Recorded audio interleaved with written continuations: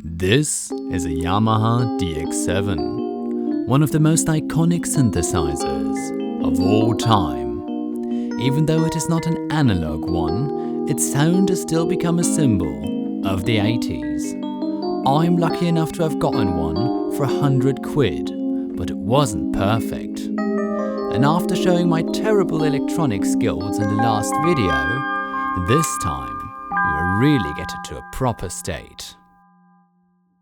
Because I don't want to take the risk of frying this thing this time, and also I don't want to make you suffer from seeing me doing an absolutely terrible job at soldering, I've brought along my colleague Moritz. Hi, I'm Moritz. I'm a trainee for electronic technician, and in my free time I play the piano since 60 years, and sometimes since about 6 years I play the church organ.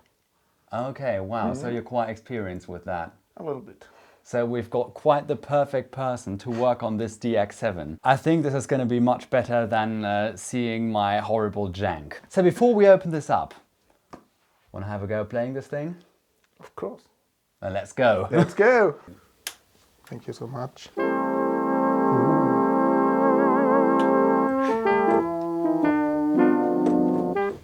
it up about this much right now. It's from the headphone now, as you can see, so because of this one. I never played a DX7 before.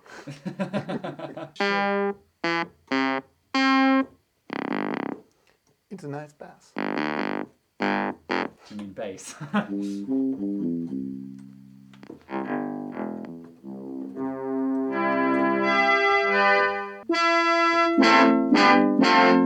It sounds so crazy. Did you just skip the most exciting patch? I think you did. I don't know. This is the most exciting one. Oh, I know what you mean.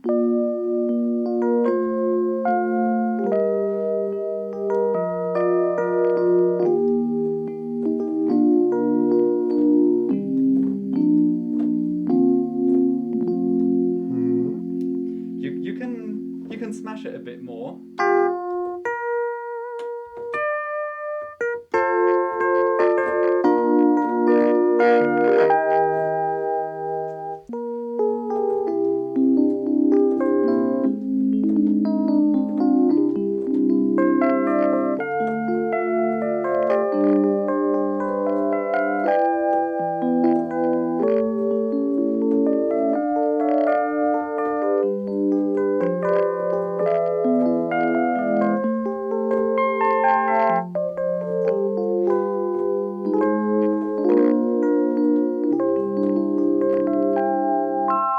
Oh, E-organ.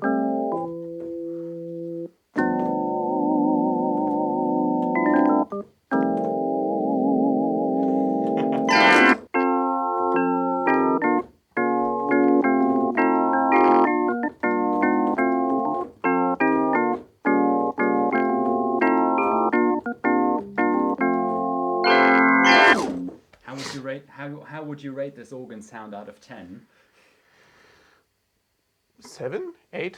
Is it? Is it really that good? I think, yeah, it's an E-organ. It's not a church organ. It's a really I think it's got a church organ on there. Try the next patch. pipes. Oh shit. It's a 3. No, absolutely not. No. No. 9. Okay. I thought Absolutely you were going to not. say that. Like Mozart.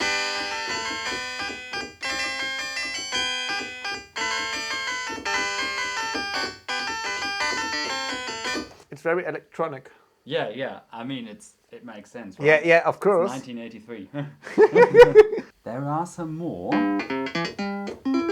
This is the second one I've got on there at the moment, which is interesting. It sounds more like a real guitar.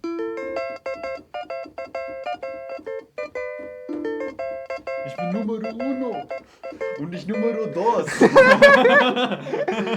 Genau so. The thing about this as well, because the data entry slider is broken, We are replacing that as well today. It's a bit out of tune. Oh, I've used that one in a song already. It sounds like a big clock at Grandma's house. Want to skip straight to the most interesting one? Yes, please. Go nuts. Mm-hmm.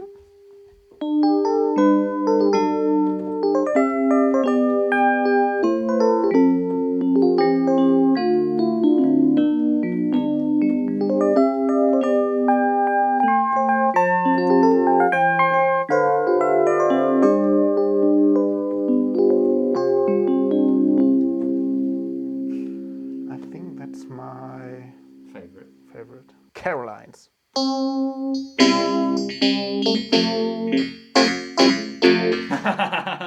You know what I did with this one?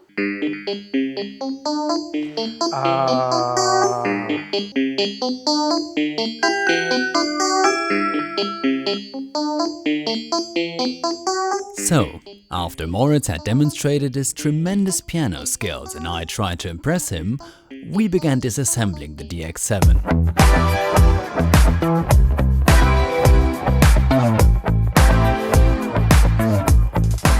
We first took out the main board, which contains the CPU, the FM synthesis chip, some preamp circuitry, and the Yarn Electronic SPX1 RAM extension module. This allows us to store up to 4 cartridges worth of synth patches on the device, making it even more useful. Then, Moritz set up his soldering equipment and got to work. There we go. That's the main board.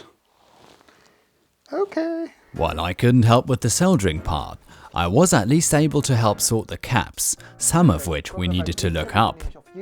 I also threw up the service manual on the iPad, which didn't turn out to be very useful. Moritz removed each one of the old caps at a time and kept in mind their polarity. Then he soldered on the new one. And even though he's a pro, this channel wouldn't be complete without a healthy bit of jank. Since I don't have a soldering fume extractor, we just used a tiny handheld fan.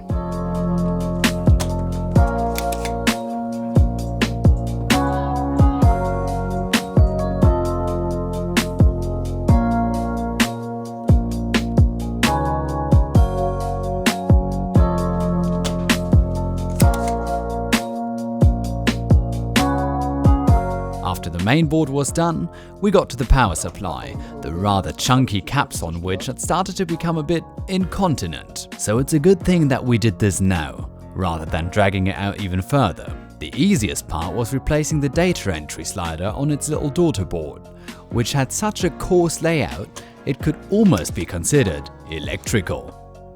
You can see that the old one was broken off, making it impossible to move. When we thought we were done and put everything back in its place, we discovered that we had made a mistake. As it turned out, while reseating the SPX1, we had broken off some of the very thin pins. I also forgot turning on the wireless microphone's receiver. But since we had no other choice, Moritz soldered on part of a pin header I had laying around. Now I highly doubt that mixing headers of different thicknesses is a good idea, but then again, we're not at work. We just kind of crossed our fingers at this point. We did also fix something that was pointed out in the comments by a viewer, and that's the battery placement.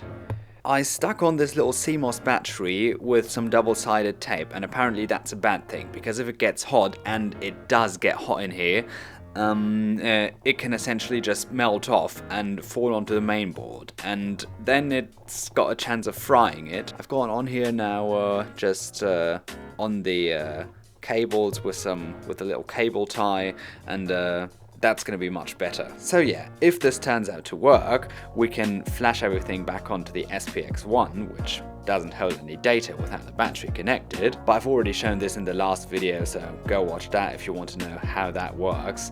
And yeah, then we're good to go. Okay, everything's together now. We have had some little uncertainties, which aren't too good, but it's my responsibility if something happens. But if it happens now, because we've got it open right now. So if anything explodes, yeah, we can extinguish it quickly. We've got it on a smart plug. I can turn it on right now. 3, 2, 1, go. It's turning on. Okay, it's turning on. Showing 88. No fire yet. No smell either. But it's showing an 88. Yeah. What that means, I don't know. We'll have to investigate on that. Update, we just didn't seat the RAM properly the first time. So the SPX1 wasn't correctly seated because of the slightly different headers. But now, once we've got the final screw in, I've got the other screwdriver here, I can show them. Moritz, I need you to play something. You're the better pianist. It works!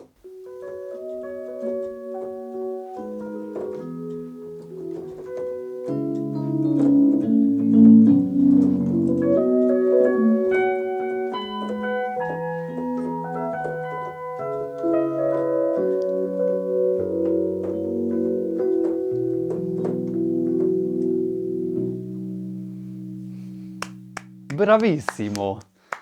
Comment down below if you think he should really have it. So there we have it. The DX7 is now in a fully working condition without the risk of blowing up. Thank you, Moritz, for helping me fix it. I couldn't have done it without you. Let me know if you want to see Moritz again. So, what's next? Well, there are a couple of options, and I'd like you to tell me down in the comments what you think of them and which ones you would prefer. Well, first of all, even though the DX7 is in quite a good technical condition now, it still needs to be cosmetically restored because, well, let's be honest, it's not perfect in that way either. There are a lot of scratches on there, the slider covers are missing, and at the moment I can only find slider covers for the DX7 Mark II, but not the Mark I. Maybe someone can 3D print them, but I haven't found files for them, so yeah, that's going to be difficult. And the scratches aren't only on the brown surface, but they're also on the white writing on there. And that's going to be much more difficult to fix, of course, because it does require a lot of precision. The writing on the front, fortunately, is still pretty much okay, but the Yamaha logo is a bit scratched. So yeah, it's really the question, can we even fix it? And should we fix it, or should we just leave it in this condition so we can use it on stage without worrying about it being even more scratched up? Because honestly, at this point, it doesn't matter much anymore. Because let's be honest, how cool would it be bringing the DX7 on stage at a concert? I could also curate some of the best patches for you and demonstrate them. But let's be honest, many people have already done that. Now, if my brain is big enough, I could also try to explain FM synthesis to you. As it is now, honestly, I don't know how it works myself, but if I spend enough time on it, I can probably find out. And then I could also show you how to program your own patches on the DX7 and hopefully also make them actually sound useful. And then another interesting topic, which I don't think anyone's done yet, and that's Dext versus the DX7. What's Dext, you're asking? Dext is a plugin for your DAW that emulates the DX7. And it can also read the 6 files you can flash onto the DX7. So in many ways, it's actually more flexible to use. You obviously don't need the hardware, and Dext is free. Is it even open source? Let me check that real quick. GPLv2. Yes, Dext is open source. Good, I like open source. It aims to emulate the DX7, but there is still a difference that Moritz and I heard. We can't quite get behind what this difference is yet, but we do have a theory. And I actually have a way in mind how I can compare these two quite scientifically. And maybe, if we're lucky, I can even show you how to make Dext sound more like the actual DX7. None of these have been made for a pretty long time, so they're only getting rarer at this point. And why would you not want a free, authentic DX7 sound? Until then, I'll have the opportunity to experiment with it, learn how to actually play this thing, and best case, make some proper bangers. perhaps Moritz will also participate again. So thank you for sticking around this long. I know it's been a long time since I made the first video about the DX7, and that was actually the last time I appeared on this channel. In fact, it's been so long, I completely switched accents. If you've just seen my last video and are watching me now, you're probably wondering about that, but that is also a topic for a different video, perhaps. So if you like this video and want to see more of this awesome synth, then drop a like and let me know that in the comments below. Also, subscribe to this channel so you're not missing out on any of the content I upload on here. I'm Felix, and I'll see you next time. Peace out!